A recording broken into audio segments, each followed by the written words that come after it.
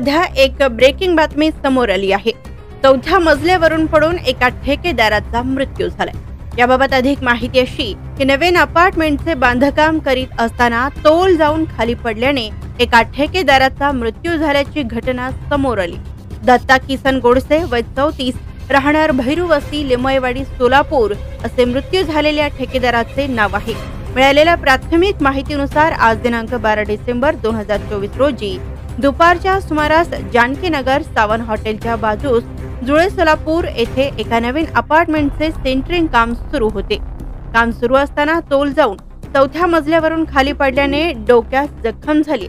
यात रुग्णास बेशुद्धावस्थेत उपचाराकरिता सोलापुरातील शासकीय रुग्णालय अर्थात सिव्हिल हॉस्पिटल या ठिकाणी पाठवण्यात आले असता उपचारापूर्वीच रुग्ण मयत झाला असल्याचे डॉक्टरांनी सांगितले। सदरील घटनेची नोंद सिव्हिल पोलीस चौकीत झालेली असून या घटनेने पुन्हा एकदा कामगारांच्या सुरक्षेचा प्रश्न निर्माण झालाय। Subscribe now and press the bell icon. Never miss an update.